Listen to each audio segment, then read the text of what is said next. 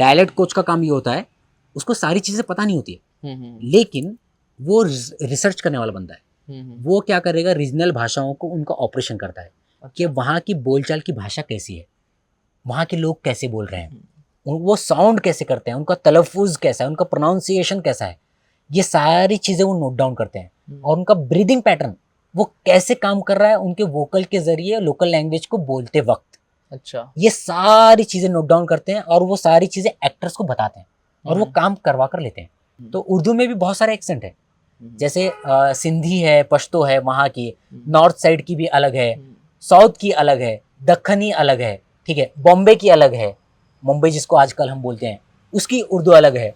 बड़े बड़े एक्टर्स गलती बोलते हैं, वो नुक्ता लगा लेंगे, गलती गलती नहीं है, वो गलती है, गलतियां कर रहे हैं। हमारी जो जुबानी थी, हमारी जो रीजनल लैंग्वेजेस थी, अवधी, खड़ी बोली, बुंदेली, कन्नौजी, ये सारी जुबानी खत्म हो गई आजकल और धीरे धीरे उर्दू का भी यही हाल है। तो ये जब तक उसको बोलने वाले लोग नहीं रहेंगे वो जुबान मर जाएगी, और जब जुबान मरती है तो वो समाज मरता है। जैसे कोई जुबान मरती है तो उसका वो समाज मर जाता है, जब समाज मर गया उसका कल्चर मर गया।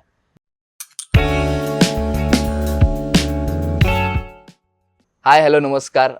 आज आपण वाहिद फरहाद यांची मुलाखत घेत आहोत आणि आज एक ट्विस्ट आहे की वाहिदला दोन्ही भाषा येतात, हिंदी आणि मराठी आणि उर्दू पण. तर आज आपण त्याची त्या भाषांवर कसे कमांड आहे, मराठी, हिंदी आणि उर्दू, प्लस तो थिएटर करतो. थिएटरमध्ये तो खूप चांगला अभिनय करतो आणि त्याचा एक सोलो आहे, तो सोलो जिथे जागा मिळेल, अंगण मंच असेल किंवा बाल्कनी असेल, गच्ची असेल, त्याने एक शो असा केलाय की रस्त्याने गाड्या चालू असतात, तर गाडीवर तो बसल्याने तो शो करतो. तर असे वेगवेगळे एक्सपेरिमेंट त्याने केलेले आहेत अभिनयामध्ये, थिएटरमध्ये. तर आज त्याचा हा एक्सपेरिमेंट करण्याचा अप्रोच काय त्याचा, हे आपण बघणार आहोत. तो डायलेक्ट कोच पण आहे. तर ती कोचिंग कशी दिली जाते एखाद्या थिएटर आर्टिस्टला किंवा इतर कलाकारांना, आणि ओव्हरऑल त्याची जर्नी की तो पुण्यापर्यंत कसं काय पोहोचला आणि थिएटर कसं करतोय, अभिनयाची त्याची प्रोसेस काय, अप्रोच काय. हॅलो वाहिद भाई. हॅलो राहुल भाई.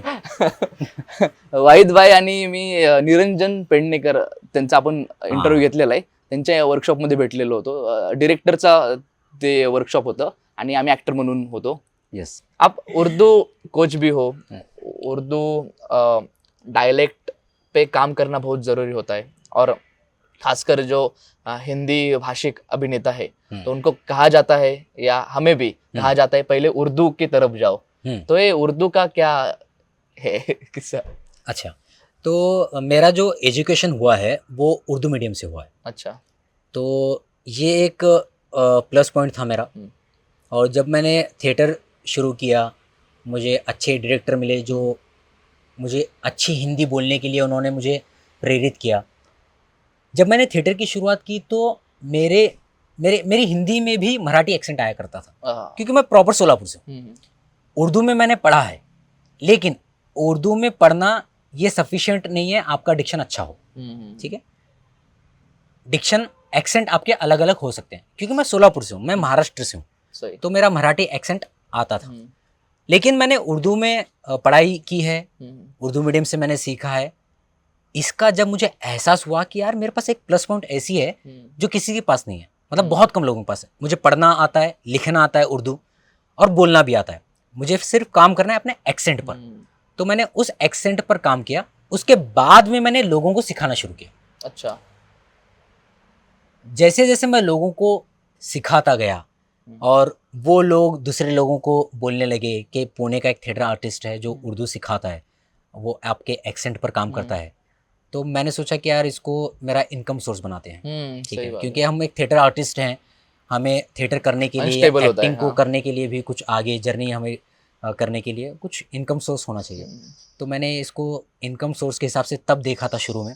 उसके बाद में मुझे ये रियलाइज़ हुआ कि जैसे जैसे लोग जुड़ते गए, मेरे पास सीखते गए, ये कल्चर बहुत कम है हमारे यहाँ पर कि आपका हिंदी डिक्शन जो है वो अच्छा हो, और इस पर काम बहुत कम लोग कर पाते हैं यहाँ के थिएटर ग्रुप. ठीक है, थिएटर मराठी थिएटर करने वाले हिंदी प्ले करते हैं, वो उसको ऐसे ही करते हैं जैसे वो करना है, लेकिन उनके सारे किरदारों से वो समझ में आता है कि यार ये तो मराठी वाला बंदा है, वो समझ में आ जाता है।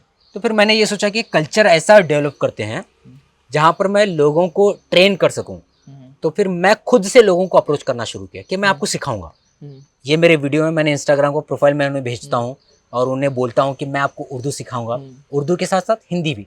हिंदी और उर्दू ये टोटली डिफरेंट नहीं है, लेकिन टोटली सेम भी नहीं है। अगर इस पर टेक्निकलिटीज पर अगर हम बात करना है तो हम कर सकते हैं, क्यों नहीं है।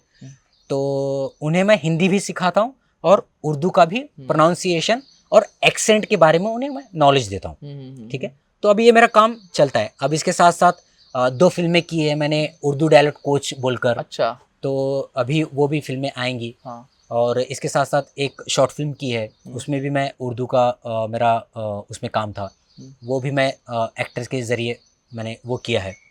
तो अब ये मेरा काम चल रहा है। और आपने अभी कहा कि हिंदी और उर्दू अलग भी नहीं, सेम भी नहीं, और कुछ अलग चीज़ें, वो क्या है? आप क्या है? देखो, इसके लिए सबसे पहले हमें ये जानना होगा कि हिंदी और उर्दू ये जो लैंग्वेज है, ये जो जुबान है, ये आई कहाँ से। ठीक है, जैसे कि अभी 2024 चल रहा है, तो 1000 सन तक हिंदुस्तान में ना हिंदी थी ना उर्दू थी। तो क्या थी? एक थी फारसी जुबान, ठीक है, जो लगभग 700 सालों तक चली है। वो हमारी थी एलिट लैंग्वेज, ऑफिशियल लैंग्वेज। अच्छा। जो अभिजात वर्ग बोला करते हैं, उच्च लोग बोला करते हैं, वो थी फारसी। और जो बोलचाल की भाषा थी, जो आम लोग बोला करते थे, उसमें कौन कौन सी जुबानें थी? उसमें थी प्रकृत जुबानें। तो प्रकृत जुबानें कौन सी थी?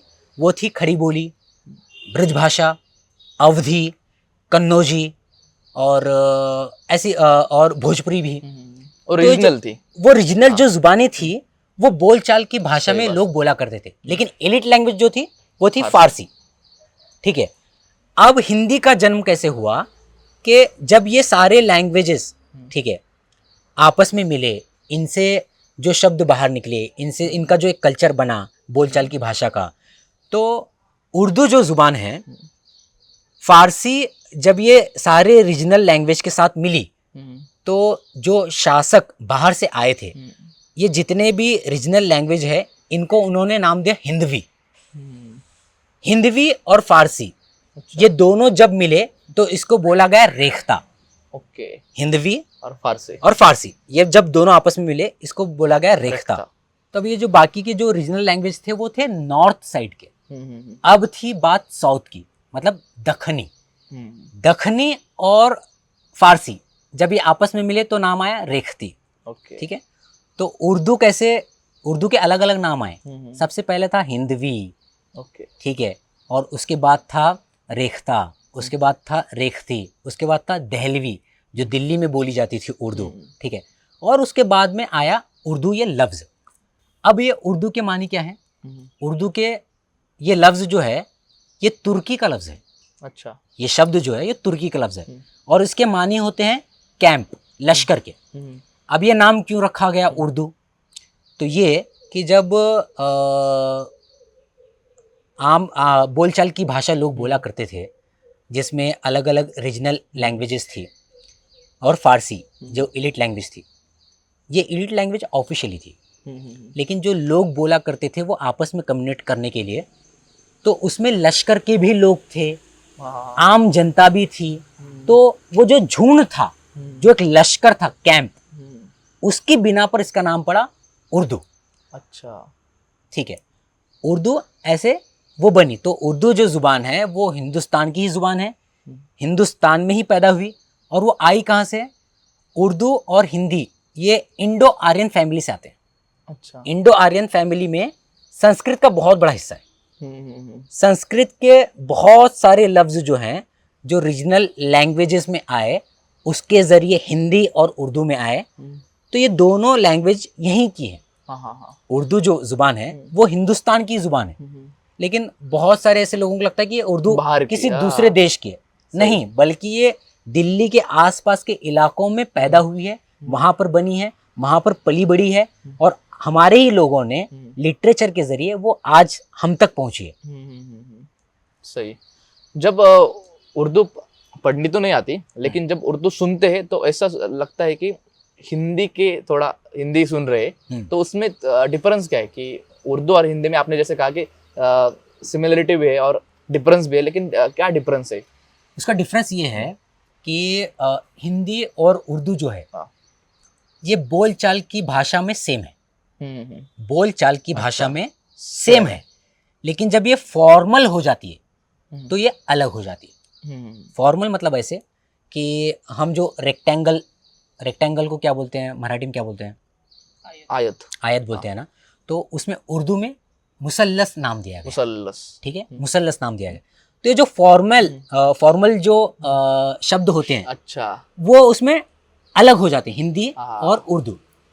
अब कुछ अल्फाज जो हैं उर्दू में वो कहाँ से हैं? वो आए हैं अरबिक हैं, अवधी हैं, फारसी हैं, हिंदी हैं, हाँ। संस्कृत के कुछ लफ्ज हैं।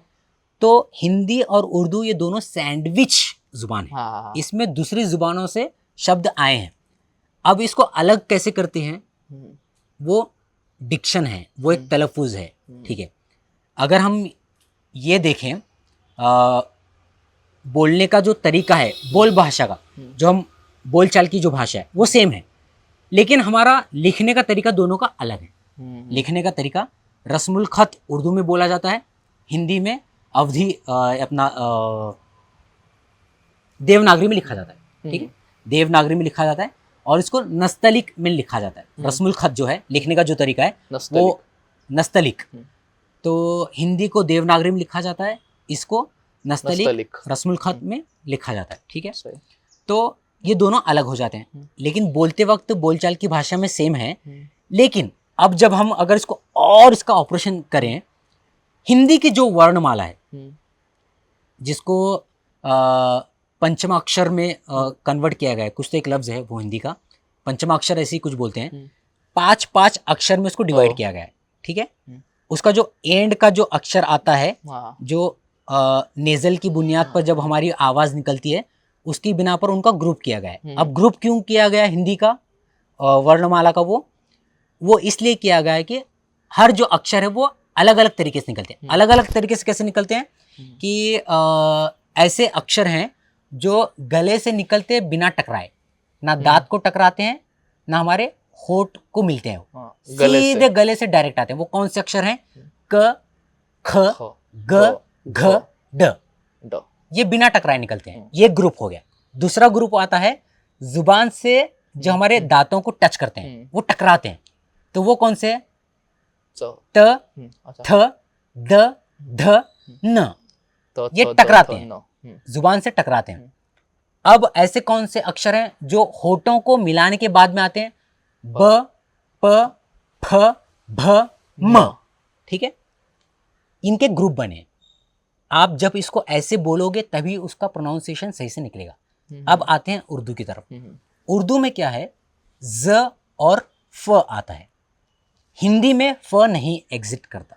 अच्छा, ठीक है, हिंदी में फ आता ही नहीं, हिंदी में फ होता है, फ होता है, और उर्दू में फ होता है। ज और फ, अब इसको सेटल करने के लिए कि हमें अगर देवनागरी में लिखना पड़े तो इसको ज और फ को कैसे लिखना पड़ेगा, तो नुक्ता दिया जाने लगा। फ के नीचे बिंदु, एक डॉट आता है ना, पॉइंट आता है ना, फ के नीचे देने लगे और ज के नीचे नुक्ता देने लगे, तो वो ज और फ हो गया।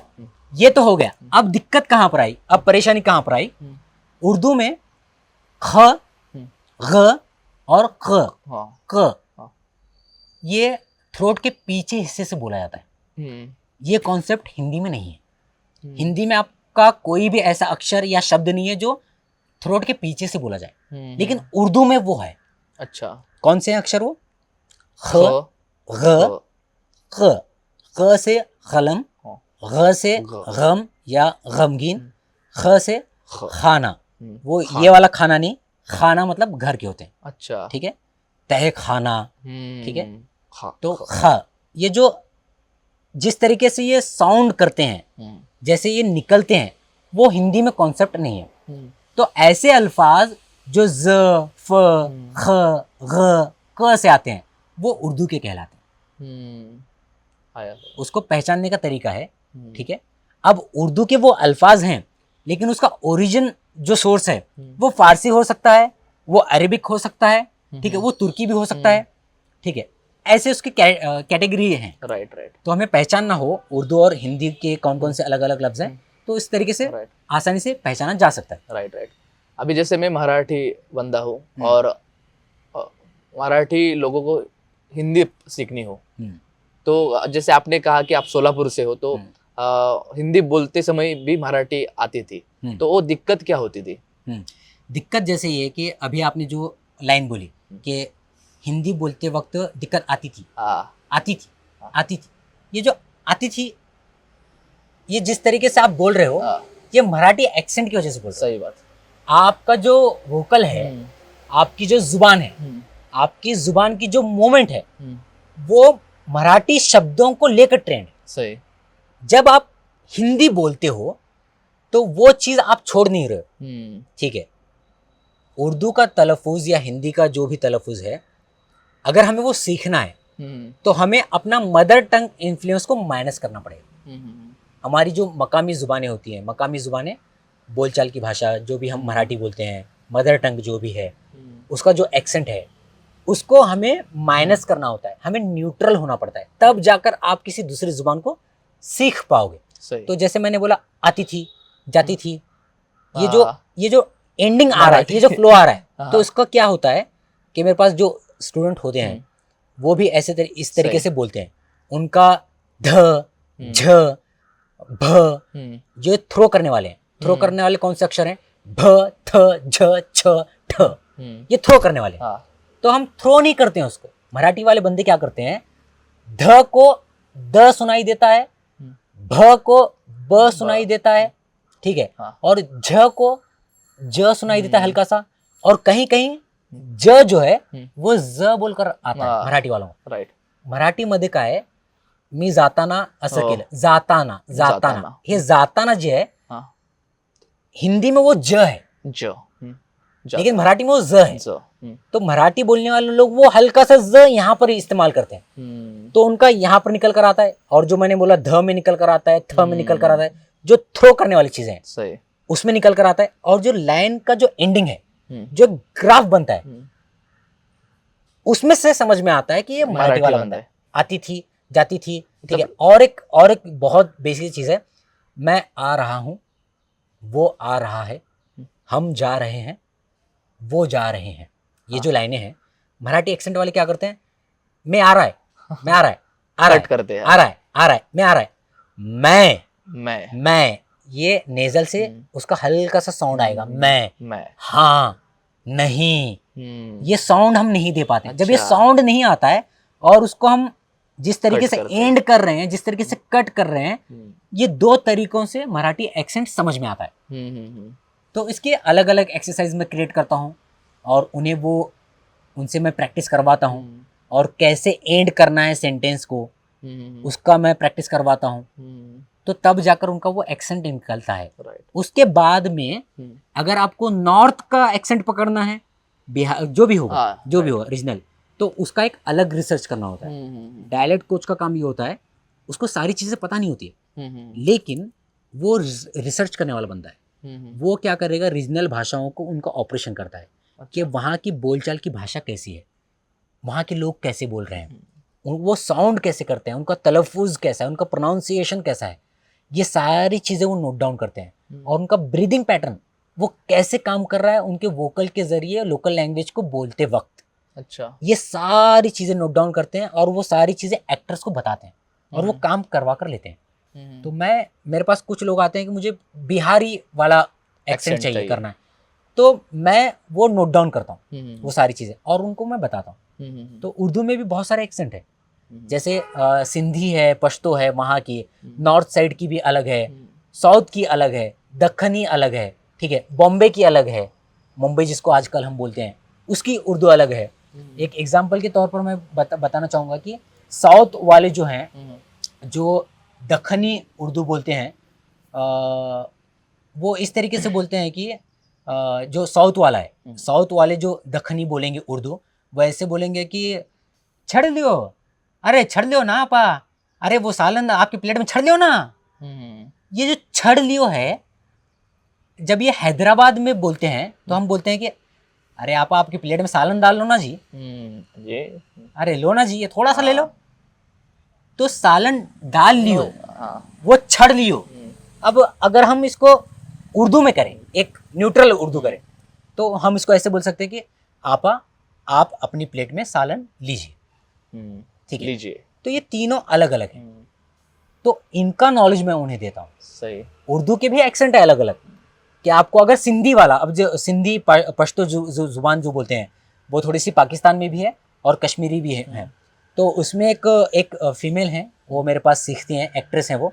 तो वो किस तरीके से बात करती हैं कि भाई देखो मेरे साथ जो भी हुआ ना वो आप मैं भूला नहीं पा रही हूँ। अल्लाह की कसम मैं आपको एक बात बोलना चाहूँगी कि आप जब सिखाते हो ना तो मुझे बड़ा ही अच्छा लगता है, और आपकी ज़ुबान से उर्दू सीख कर लगता है कि मुझे भी ये सीखना चाहिए। ये जो टोन है, ये एक्सेंट है, वो भ सही से नहीं बोलते हैं। हमें लगता है कि कश्मीरी उर्दू अच्छी बोलते हैं, नहीं, वो भ नहीं बोल पाते हैं। वो कश्मीरी लड़की है लेकिन वो सीख रही है उर्दू। सही सही। तो अलग अलग एक्सेंट है। टेक्निक्स क्या क्या रहते हैं? टेक्निक्स मतलब ये है कि मैंने इंडिविजुअल लेवल पर मैंने ये क्रिएट किए हैं। जैसे कि भ नहीं कोई बोल पाता है, ध नहीं बोल पाता है, झ नहीं बोल पाता है, ठ नहीं बोल पाता है, ये जो थ्रो करने वाले हैं इनका मैं एक्सरसाइज देता हूँ। उन्हें मैं कुछ लिख कर देता हूँ जिसमें ठ मैक्सिमम आ रहा है, अच्छा, ध मैक्सिमम आ रहा है। अब कुछ कुछ लोगों की अलग अलग दिक्कत होती है।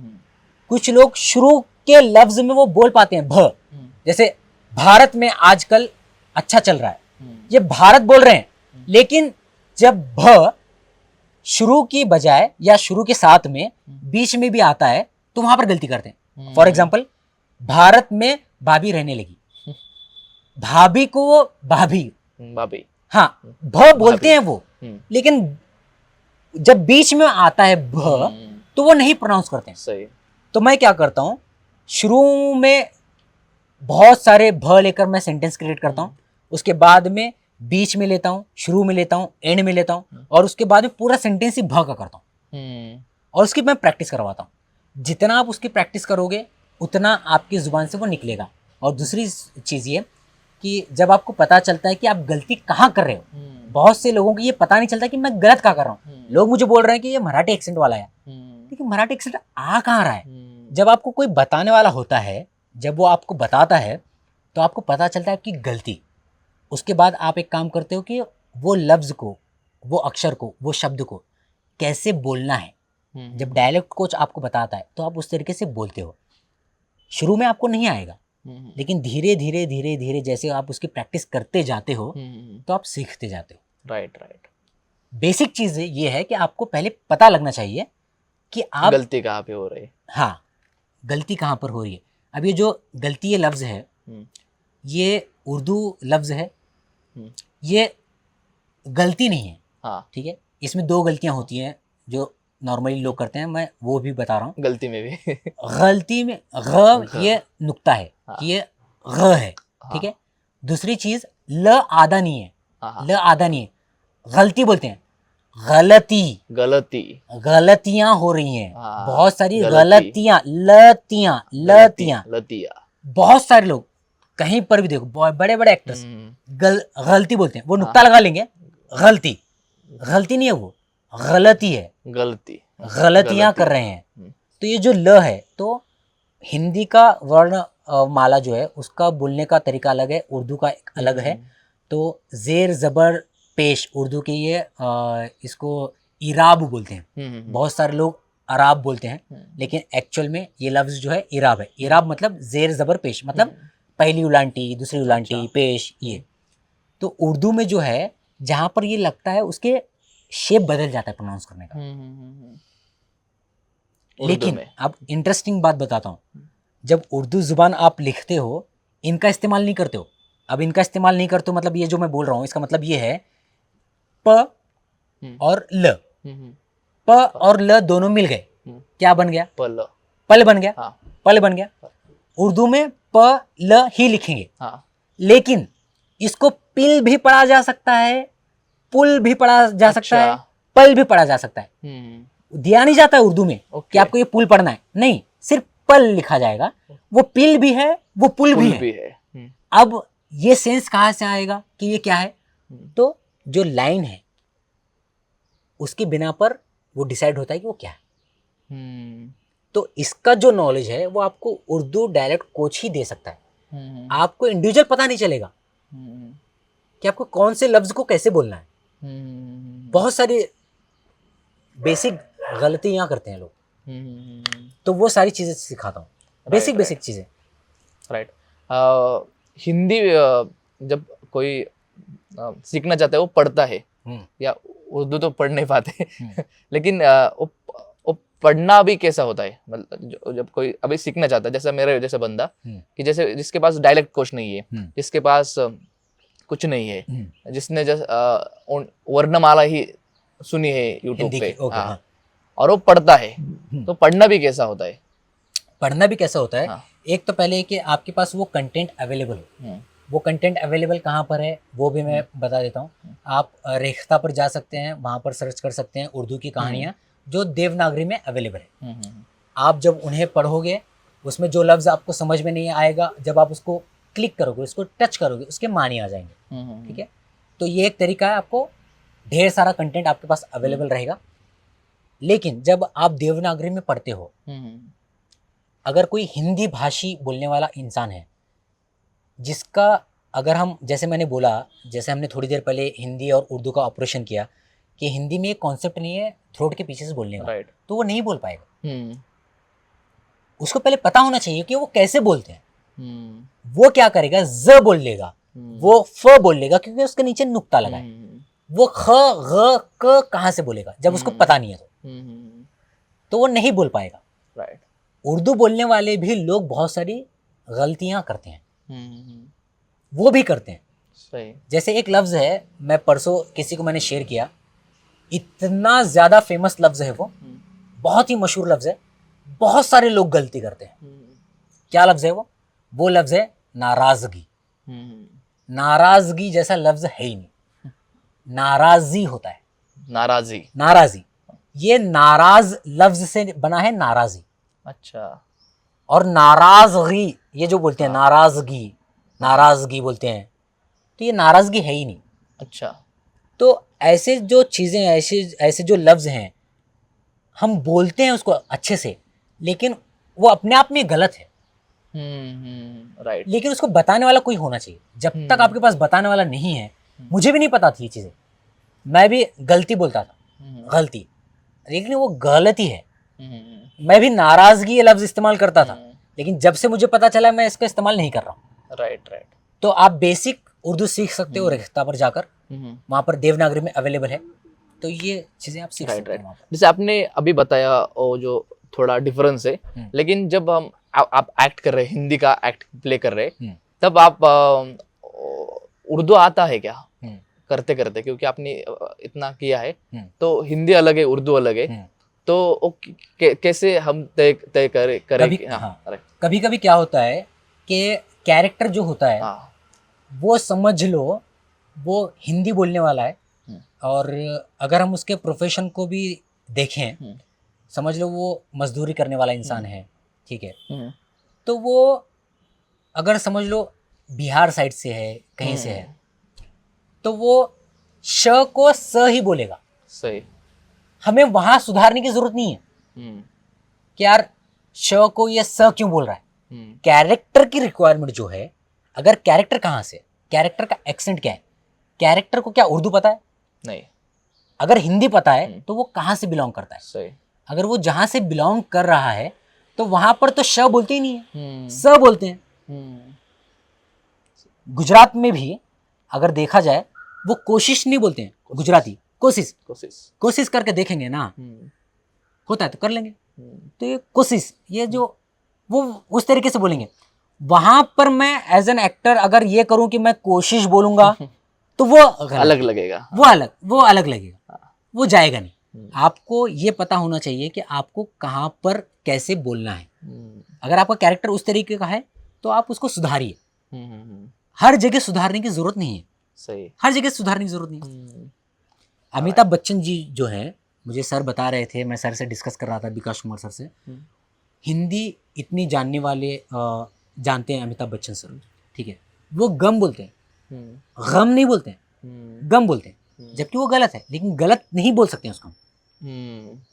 वो बोल चाल की भाषा वाला गम है, तो वो उसको बोल रहे हैं, लेकिन गम नहीं बोलते हैं। अगर रिक्वायरमेंट हो आपकी, कोई ऐसा उर्दू किरदार आप कर रहे हो, वो उर्दू से रूबरू है, उसको उर्दू पता है, उसका जो कल्चर है उर्दू से, वहाँ पर आप इसका इस्तेमाल कर सकते हो। हर जगह करने की ज़रूरत नहीं, लेकिन एक एज एन एक्टर आपके पास ये स्किल होनी चाहिए कि अगर मुझे उर्दू का कैरेक्टर मिले तो मुझे कैसे करना है, हिंदी का मिले अलग अलग रीजन का तो उसको कैसे करना है, और अगर कोई हिंदी का ही मिले जिसमें मराठी एक्सेंट चाहिए तो उसको कैसे करना है, इसका उसके पास नॉलेज होना चाहिए, शेड्स होने चाहिए बहुत सारे। सही। आपने एक्सेंट की जो बात की, जैसे आपने कहा कि कोई पंजाबी लड़की है, साउथ वाला लड़का है, कोई भी है, और वो करना चाहते हैं अलग अलग भाषा, हिंदी है लेकिन अलग ही रीजनल लैंग्वेज अलग है, तो उसमें करते समय ऊपरी ऊपरी नहीं लगनी चाहिए भाषा, यार हम कैरी करते हैं ओनली रिदम और पैटर्न, तो उसके लिए क्या करते हैं एज अ डायलेक्ट कोच आप? इसमें सबसे बड़ी जो चीज़ है, जो मिस्टेक करते हैं लोग अक्सर, वो ये है कि अगर आपको समझ लो, फॉर एग्जांपल हैदराबाद का करना है एक्सेंट, तो बैगन, अरे हौले, ये पंच वर्ड इस्तेमाल करते हैं, उन्हें लगता है कि ये लफ्ज इस्तेमाल करने से ये ऐसे नहीं होता है, बहुत डिटेलिंग में वर्क होता है, हर एक शब्द का बोलने का तरीका अलग होता है, ठीक है। तो जब कोई ऐसी चीज़ कोई करना चाहता है, समझ लो कोई पंजाब का हो, कहीं का भी हो, ठीक, कहीं का भी हो, हिंदुस्तान की ज़मीन पर का वो कहीं का भी बाशिंदा हो, कहीं का भी नागरिक हो, सबसे पहले उसको अपनी मातृभाषा पर काम करना होगा, उसको माइनस करना होगा, मदर टंग इन्फ्लुएंस जो है उसको माइनस करना पड़ेगा, उसको माइनस किए बिना आप किसी दूसरी जुबान को सीख नहीं सकते, ठीक है। आपको न्यूट्रल होना पड़ेगा। जब आप न्यूट्रल होते हो, न्यूट्रल होने के बाद में जो कैरेक्टर आप कर रहे हो, फॉर एग्जांपल आप गुजरात का एक बंदा है, गुजराती बंदा है, वो एक किरदार कर रहे हो, अब वो कहाँ का है, ठीक है, क्या वो अभिजात वर्ग का है, उच्च वर्ग का है, अगर वो एलिट लैंग्वेज इस्तेमाल करता है, या वो बोलचाल की भाषा वाला बंदा है, आम लोगों वाला बंदा है, सही।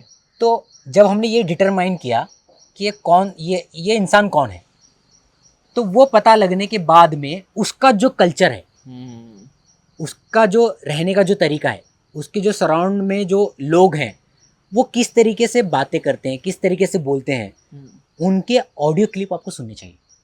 अगर यूट्यूब पर मिलते हैं तो यूट्यूब पर देख लो, अगर नहीं मिलते हैं तो वहाँ पर रहने वाला अगर कोई बंदा है उससे बोलो कि आप जो है उस इंसान से 10 मिनट फ़ोन पर बात करिए, कुछ भी बात करिए, तो उनका वो ऑडियो रिकॉर्डिंग कर कर उसको सुनिए, वो एंड कैसा करते हैं किसी भी लफ्ज़ को, सेंटेंस जब बोल रहे हैं तो एंड कैसा करते हैं, और कहाँ पर किन लफ्ज़ों को वो कट करते हैं, और कौन सी जगह जैसे मैंने बोला कि कोशिश बोलते हैं, ठीक है, तो वो ऐसे क्यों बोलते हैं, ठीक है, और वो कहाँ कहाँ अप्लाई कर सकते हैं हम, उस चीज़ को नोट डाउन करो।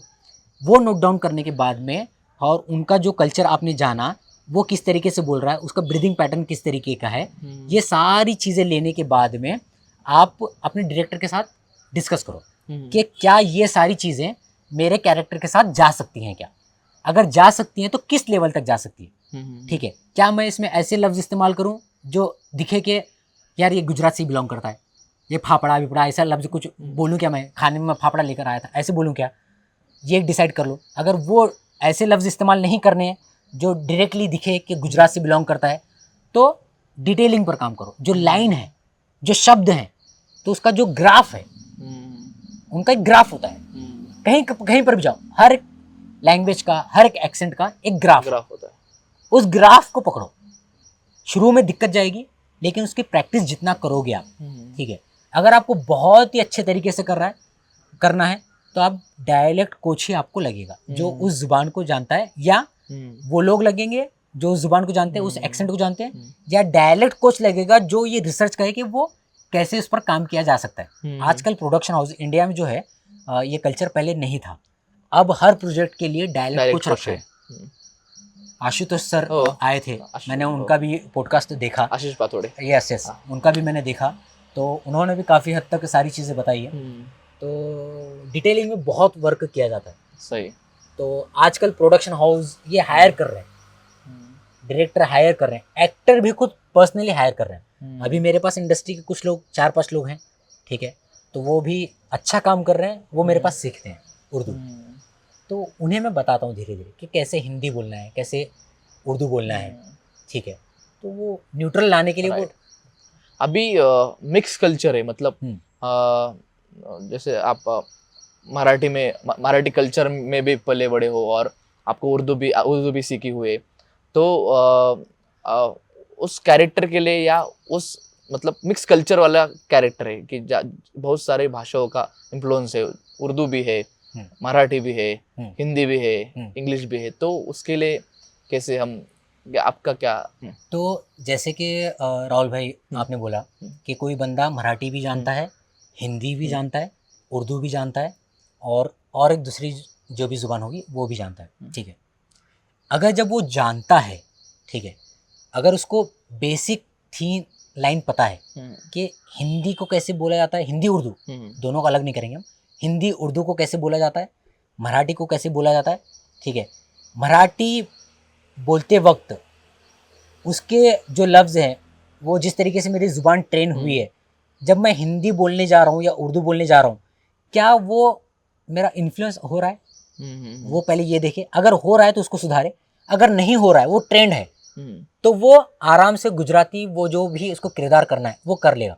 मतलब ये ज़रूरी नहीं कि आपको 3-4 लैंग्वेज आते हैं तो आपको और एक कुछ करना हो तो वो सारी चीज़ें मिक्स हो जाएंगी, नहीं। मुझे लगता है कि ये प्लस पॉइंट होगा उसका, जो इंसान 2-3 जुबानों के ऊपर जानता होगा जुबानों को, वो किसी भी जुबान को बहुत आसानी से पकड़ता है। अगर कोई इंसान है सिर्फ एक ही जुबान जानता है, मुझे मराठी आती है, वो दूसरी जुबान को सीखते वक्त बहुत बहुत मतलब इतनी मिस्टेक करेगा जिसकी हद नहीं, जल्दी नहीं सीखेगा। एक जुबान जानने वाला दूसरी जुबान को सीखने के लिए उसको टाइम लगेगा, लेकिन 3-4 जुबान जानने वाला इंसान चौथी लैंग्वेज को बहुत आसानी से पकड़ लेगा, क्योंकि उसको टेक्निक्स मालूम, उसको टेक्निक पता है कि मैं जो जुबान बोल रहा हूँ उसमें जो बोलने का तरीका है वो मैं उसमें नहीं लाऊंगा, उसका जो तरीका मैं उसी तरीके से मैं बोलूँगा, वो उसको ये बात समझ में आई होती है। तो मैं तो ये बोलूँगा कि अगर 3-4 जुबानें आपको आती है, उसकी समझ है, तो बहुत जल्दी कैच करेगा, गुजराती हो कुछ भी। सही बात। और ये उर्दू सीखने को आपके पास स्टूडेंट है तो कितना समय लगता है, या आप कितना लेते हो? मैं 25 सेशन लेता हूँ, और 1-to-1 ही सेशन होते हैं। और इसमें क्या होता है कि 50 मिनट का एक सेशन होता है मेरा। इसमें मैं सबसे पहले ये देखता हूँ कि वो बंदा कहाँ से है, उसका जो ब्रीदिंग पैटर्न है, अल्फाजों को बोलने का जो तरीका है, शब्दों को बोलने का जो भी तरीका है उसका, सबसे पहले वो नोटिस करता हूँ। कहाँ कहाँ वो मिस्टेक कर रहा है, ये सारी चीज़ें नोट डाउन करता हूँ। कहाँ कहाँ ग्राफ वाइज वो गलती कर रहा है ये देखता हूँ। उसके बाद में उस हिसाब से मैं एक्सरसाइज क्रिएट करता हूँ, ठीक है। तो मुझे 25 सेशन लगते हैं किसी एक इंसान को हिंदी और उर्दू का नॉलेज देने के लिए। वो 25 सेशन अगर कर ले तो उसको इतना तो नॉलेज आ जाएगा कि अगर उसको कोई एक किरदार ऐसा करना पड़े जो उर्दू हिंदी है तो वो कर लेगा आसानी से। अच्छा, 25 सेशन पे 25 सेशंस होते हैं मेरे पास, मतलब 25 डेज हो सकते हैं। अगर अल्टरनेट भी करना चाहो तो वैसे भी कर सकते हैं। तो बहुत सारे लोग अभी क्लास तो लेते हैं मेरे पास। राइट। और जो इस फील्ड से नहीं है उनके लिए भी क्लासेस है। इस पर मैं एक चीज़ बोलना चाहूँगा कि जो डायलॉग कोच है, मुझे लगता है कि जो गवर्नमेंट है, सरकार ने ये कॉलेजेस में और स्कूल्स में dialogue coach as a teacher के तौर पर रखना चाहिए। वाह वाह। क्यों रखना चाहिए? मुझे जब मैं ये पॉडकास्ट की मैं सोच रहा था कि मुझे किन टॉपिक पर बोलना चाहिए, तो मुझे एक चीज़ रियलाइज़ हुई, एक मेरे जहन में ख्याल आया, वो सडनली आया। ये क्यों, मैं बोलता हूँ। आजकल जो है ज़ुबान को लेकर अलग अलग कम्युनिटी बनाई गई, मतलब संस्कृत है तो ये इनकी है, अलग उर्दू है तो हाँ, ये इनकी है, ऐसे है ही नहीं, नहीं है, बिल्कुल भी नहीं है, मिक्स है। मिक्स है। उर्दू ये जो है ये हिंदुस्तान की लैंग्वेज है। तो मुझे एक चीज़ समझ में आई कि गवर्नमेंट को इसको स्कूल में कॉलेजेस में रखना चाहिए डायरेक्ट कुछ को, ताकि ज़ुबानें हमारे यहाँ पर कैसे आई, कैसे वो मिक्स हुई, और कैसे आज जो हम बोलते हैं वो कैसे बोलते हैं। ये जब हम ये कोर्स शुरू करेंगे, गवर्नमेंट जब ये स्कूल या कॉलेज वगैरह में शुरू करेगी, तो जो डिफरेंट डिफरेंट कम्युनिटी में जो एक गैप है, कम्युनिकेशन गैप, वो जुबान के जरिए कम हो सकता है, मुझे ऐसे लगता है। वाह। तो ये बहुत एक अच्छा जरिया है। तो आजकल मेरे पास जो लोग उर्दू से प्यार करते हैं या हिंदी बोलना चाहते हैं, जो एक्टर नहीं है, पोएट नहीं है, पॉडकास्ट नहीं करते हैं, आरजे नहीं है, तो वो लोग भी सीखते हैं। तो वो इसलिए सीखते हैं कि उन्हें बहुत बड़ी प्यारी लगती है हिंदी या उर्दू जो भी है, राइट। उसका जो बोलने का तरीका है उन्हें बड़ा प्यारा लगता है, तो वो सीखते हैं। तो मुझे लगा कि यार ये जो रिलीजन में जो एक गैप क्रिएट हो रहा है, ये जुबानों को सिखाने के तरीके से कम हो सकता है। मुझे ऐसा लगता है। और ये यंग जनरेशन को ये जितना सिखाया जाए, हमारी जो जुबानें थी, हमारी जो रीजनल लैंग्वेजेस थी, अवधी, खड़ी बोली, बुंदेली, कन्नौजी, ये सारी जुबानें खत्म हो गई आजकल, और धीरे धीरे उर्दू का भी यही हाल है। तो ये जब तक उसको बोलने वाले लोग नहीं रहेंगे वो जुबान मर जाएगी, और जब जुबान मरती है तो वो समाज मरता है। जैसे कोई जुबान मरती है तो उसका वो समाज मर जाता है, जब समाज मर गया उसका कल्चर मर गया। तो धीरे धीरे जुबानें हमारी ख़त्म होने लगी, जो हमारा एक कितनी मतलब अलग अलग डाइवर्सिटी जो थी, ये जो लैंग्वेज है, रीजनल लैंग्वेज, वो धीरे धीरे ख़त्म हो रहे हैं। और कुछ लोग जो हैं, हालांकि मैं डिक्शन सिखाता हूँ, लेकिन फिर भी मैं ये कहना चाहूँगा कि लोग बोलचाल की भाषा में गलतियाँ करते हैं, वो ठीक है, वो मतलब क्राइम नहीं है, वो बोलचाल की भाषा में होता है। वैसे जरूरी नहीं है कि उसको शुद्ध ही लैंग्वेज आए, शुद्ध बोले, शुद्ध मराठी बोले, पेठेतली मराठी बोले, ऐसा कुछ नहीं है। उर्दू भी अच्छी बोले, नहीं, ऐसा नहीं होता है। कुछ लफ्ज ऐसे होते हैं जो शुद्ध लैंग्वेज में नहीं आते। शुद्ध और अशुद्ध ये है ही नहीं किसी भी लैंग्वेज में, ये दो वर्ड आते ही नहीं है, लेकिन फिर भी बोलते हैं लोग कि शुद्ध मराठी बोलनी चाहिए, शुद्ध हिंदी बोलनी चाहिए। ऐसा नहीं है। इससे क्या होता है, रीजनल लैंग्वेजेस खत्म होती है, मर जाती है, वो मर जाती हैं। आप शुद्ध नहीं कर सकते, शुद्ध करने के कल्चर में, ये तरीके में वो सारी चीजें खत्म हो गई जो हमारी पहचान थी, मोनोटोनी आ गई। हाँ, तो मुझे ये लगता है।